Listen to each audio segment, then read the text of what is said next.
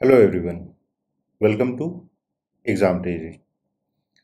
आज की इस वीडियो में हम लोग डिस्कस करेंगे जो एनटी के द्वारा जो इनकरेक्ट आंसर या जो इनकरेक्ट क्वेश्चंस हैं उनके मार्क्स किसको मिलेंगे। क्योंकि बहुत सारे लोगों को ये कन्फ्यूजन हो रहे थे उनके क्वेश्चंस या फिर आप व्हाट्सएप मैसेज कॉल्स आ रहे थे कि क्या मुझे मार्क्स मिलेंगे, क्या मेरे मार्क्स डिक्रीज हो सकते हैं, नहीं हो सकते हैं।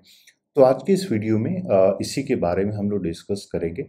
ये वीडियो है उन सारे स्टूडेंट्स के लिए जिन्होंने मास्टर्स के लिए पोस्ट ग्रेजुएट कोर्स के लिए CUET का एंट्रेंस एग्ज़ाम दिया हो।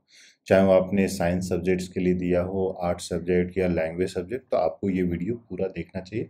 उसमें अलग-अलग केस स्टडी के रूप में हम लोग देख लेंगे कि कौन-कौन से कैटेगरीज है और किनको-किनको मार्क्स मिलेंगे। क्योंकि एक जो कन्फ्यूजन बहुत सारे लोगों में आ रहा था, कुछ स्टूडेंट को ऐसा लग रहा था कि क्या सभी को मार्क्स मिलेंगे सभी कैटेगरीज में, इरिस्पेक्टिव ऑफ जो क्वेश्चंस हैं, आंसर कीज रॉन्ग है राइट है, क्या सभी को आंसर मिले, उस आंसर के मार्क्स मिलेंगे या नहीं मिलेंगे। तो सबसे पहले मैं बता दूं कि सभी को मार्क्स नहीं मिलेगा। तो आज उसी कैटेगरी के अलग अलग देख लेंगे कि किन किन कैटेगरीज में किन किन स्टूडेंट्स को मार्क्स मिलेगा। और इस हिसाब से हो सकता है कि कुछ स्टूडेंट के मार्क्स इंक्रीज भी कर जाएं और कुछ स्टूडेंट के मार्क्स डिक्रीज भी कर जाएं। तो उसी के बारे में आज हम लोग बात कर लेते हैं। तो एक पहला केस हो जाता है, केस वन। फर्स्ट हम लोग देख लेते हैं, जहाँ पे मान के चलते हैं कि क्वेश्चन जो है ये करेक्ट है। मतलब क्वेश्चन में कोई गलत नहीं है, बस जो ऑप्शन जो एनटी के द्वारा जो प्रोविजनल आंसर की है, रॉन्ग आंसर की है। ठीक है, तो इस केस में किसको किसको मार्क्स मिलेगा। तो सबसे पहला आ जाता है जितने भी ऐसे स्टूडेंट हैं जिन्होंने जो करेक्ट आंसर है, करेक्ट आंसर मार्क्ड। तो जितने भी जो ऐसे स्टूडेंट हैं जिन्होंने करेक्ट आंसर को मार्क किया है, उनको मार्क्स मिलेगा, उनको मार्क्स मिलेगा। दूसरे वो कैटेगरी के स्टूडेंट जिन्होंने उसमें भी उन्होंने इनकरेक्ट मार्क किया है, तो उस कैटेगरी में उनको मार्क्स नहीं मिलेंगे, नो मार्क्स। ठीक है। थर्ड वो कैटेगरी हो जाता है जहां पे आपने उस क्वेश्चन को नॉट अटेम्प्टेड, उस केस में भी आपको मार्क्स, नो मार्क्स। क्योंकि बहुत सारे लोगों को ये भी कॉल आ रहा था कि क्या मैंने वो क्वेश्चन अटेम्प्ट नहीं किया है, लेकिन एनटीए के द्वारा जो अगर मान लीजिए न्यू आंसर की में वो रिवाइज होता है तो मुझे मार्क्स मिलेंगे कि नहीं मिलेंगे। तो अगर आपका मार्क्स जो है, आपने वो क्वेश्चन ही अटेम्प्ट नहीं किया है, तो उस केस में आपको जो है कोई भी मार्क्स नहीं मिलेगा। और उसी केस में अगर मान लीजिए हम लोग फोर्थ कैटेगरी ले लेते हैं, जिन्होंने वो आंसर मार्क किया था जो एनटीए के प्रोविजनल आंसर की के से मैच करता था, लेकिन अगर फाइनल आंसर की में डिफरेंट डिफरेंट फ्रॉम फाइनल की डिफरेंट फ्रॉम फाइनल की इन द सेंस कि जो प्रोविजनल आंसर की है उसमें आपके मार्क्स जो है प्रोविजनल आंसर की के साथ आपका मैच कर रहा है, आपने वो 4 मार्क्स ऐड कर लिया। लेकिन जो फाइनल आंसर की आता है उसके केस में अगर आपका वो मिसमैच हो जाता है, तो उस केस में आपका जो क्वेश्चन है वो इनकरेक्ट हो गया, सो नेगेटिव मार्किंग हो जाएगा, तो आपका -1 हो जाएगा।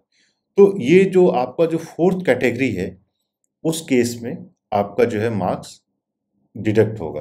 आपने इनकरेक्ट मार्क किया है प्रोविजनल आंसर की के अनुसार भी और फाइनल आंसर की के अनुसार भी, तो उस केस में फिर ये है कि आपका तो ऑलरेडी नेगेटिव मार्किंग में वो जा रहा है, माइनस में वो जा रहा है।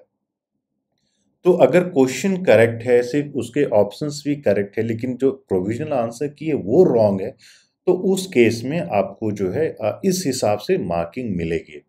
तो एक चीज तो क्लियर हो गया ना कि क्या सभी को मार्क्स मिलेगा इन केस प्रोविजनल आंसर की रॉन्ग है। तो सभी को मार्क्स नहीं मिलेगा। कुछ ऐसे भी स्टूडेंट होते हैं जिनके मार्क्स जो है डिडक्ट कर दिए जाते हैं।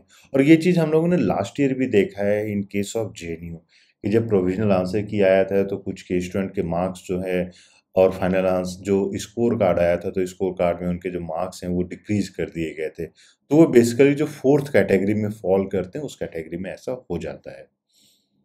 दूसरा केस है केस 2। केस 2 में इनकरेक्ट क्वेश्चन ही हो जाता है। Question incorrect question in terms of कि मान लीजिए ये बोल दिया जाता है कि the constitution of India let's say was implemented. तो इसमें मान लीजिए 26 जैन 1950 कोई ऑप्शन में है ही नहीं, 4 ऑप्शन जो आपको दिया गया है, तो इस केस में ये पूरा क्वेश्चन ही गलत हो जाता है। तो अब सवाल ये आता है, क्योंकि अगेन बहुत सारे लोगों के क्वेश्चन ये थे कि अगर मैंने अटेम्प्ट नहीं किया तो सारे केस देख लेंगे।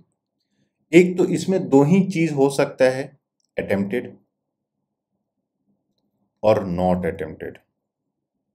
ठीक है, तो अटेम्प्टेड में आपने इरिस्पेक्टिव ऑफ कुछ भी अटेम्प्ट किया होगा, आपका आंसर जो है रॉन्ग ही होगा, क्योंकि जो करेक्ट ऑप्शन है वो तो यहाँ पे है ही नहीं। तो उस और तो इस केस में क्या होता है कि एक क्वेश्चन को केस 2 में क्या होता है कि ड्रॉप कर दिया जाता है। और अगर आप लोगों ने जेएनयू का या डीयू का जो प्रीवियस पेपर्स अगर आपने देखा होगा, तो बहुत सारे क्वेश्चंस ऐसे होते हैं जहाँ पे लिख दिया जाता है क्वेश्चन ड्रॉप्ड। तो ये वो कैटेगरी होता है जहाँ पे क्वेश्चन जो है ड्रॉप कर दिया जाता है।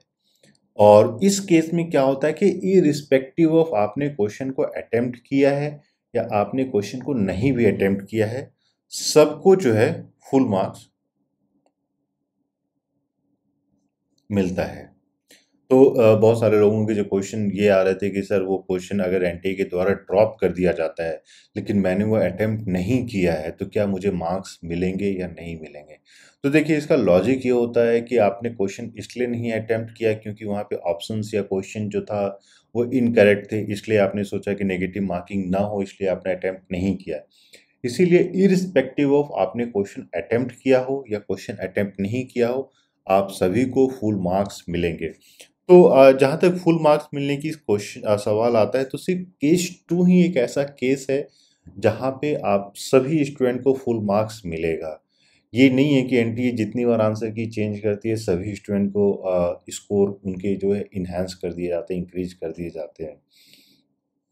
तो इस हिसाब से आप लोग देख सकते हैं, इरिस्पेक्टिव ऑफ आप लोग ने कौन से सब्जेक्ट या पेपर में अपियर किया है, उसमें आपके कितने ऐसे क्वेश्चंस हैं जो आप ये बोल सकते हैं कि आंसर कीज के कारण वो गलत हैं, या आप ये बोल सकते हैं क्वेश्चन के कारण गलत हैं।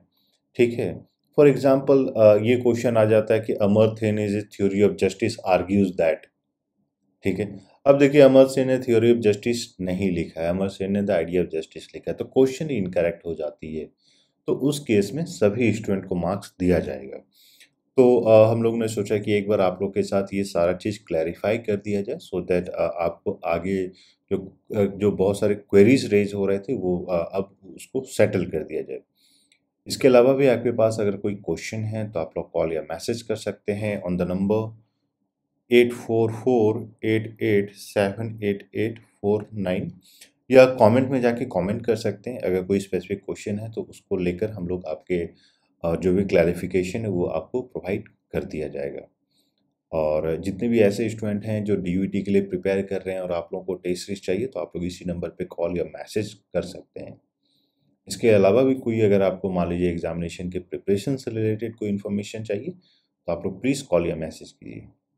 So thank you and we wish you all the